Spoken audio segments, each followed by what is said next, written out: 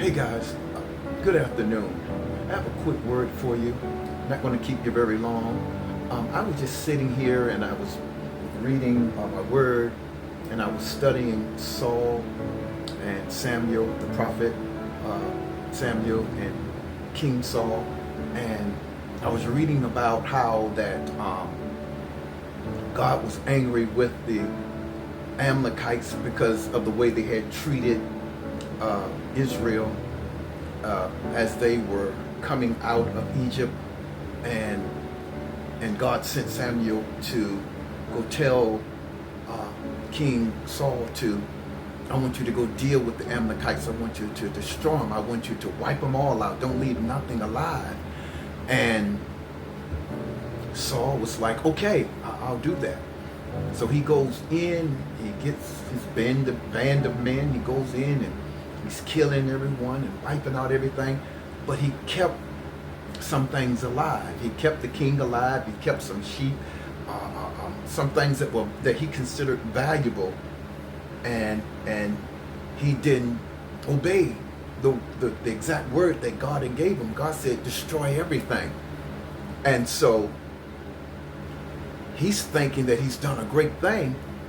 Samuel, the prophet, shows up, and Samuel wasn't nothing to play with. Samuel was the kind of prophet, when he would show up, people would say, do you come in peace? Because they didn't know how God was going to use him to bring wrath or bring blessings. So they weren't sure, but he was that kind of prophet.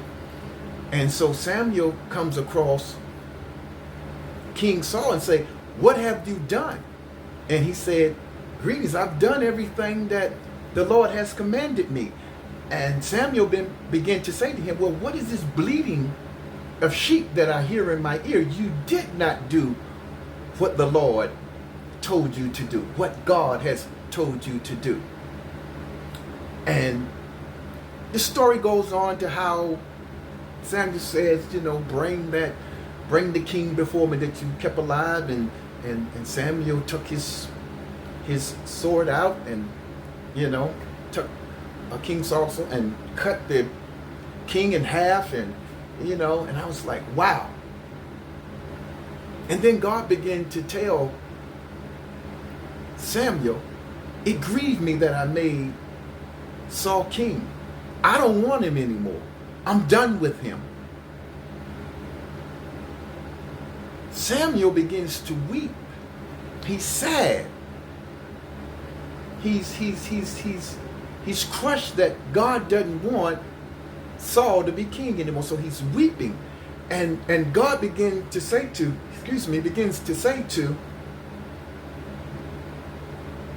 Samuel, how long will you mourn for Saul? I am your God. I chose him. He didn't choose me.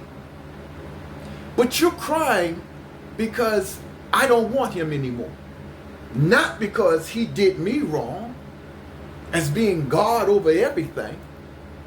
Get up and go down to Bethlehem and go down to Jesse's house, the Bethlehemite. I have chosen me one to be king who's after my own heart.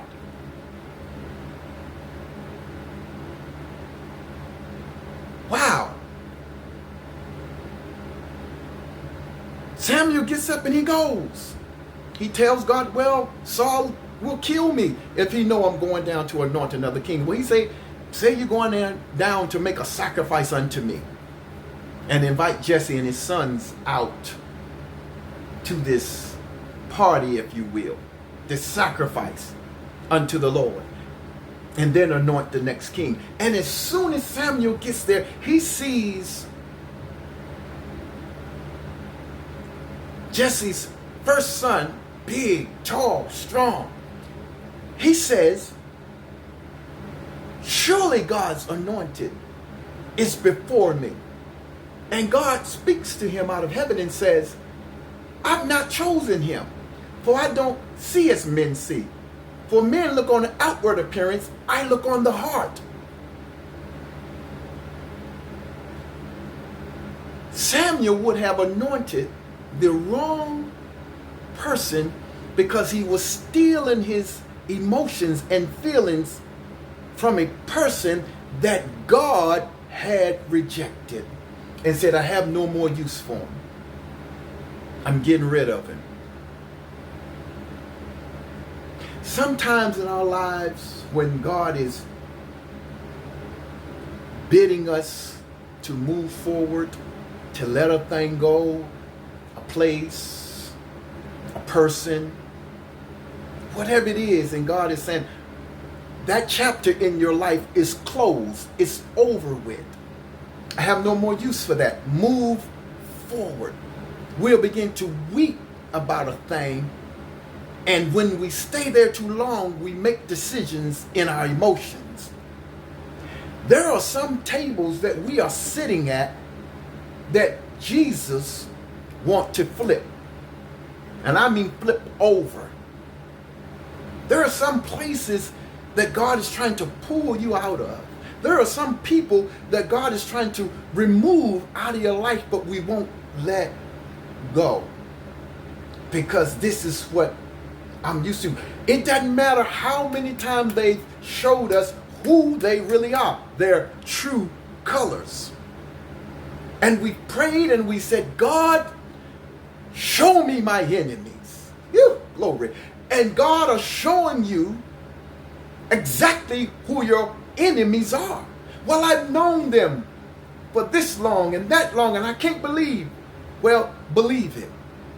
God wants to shrink your circle to bless you, but we won't let go.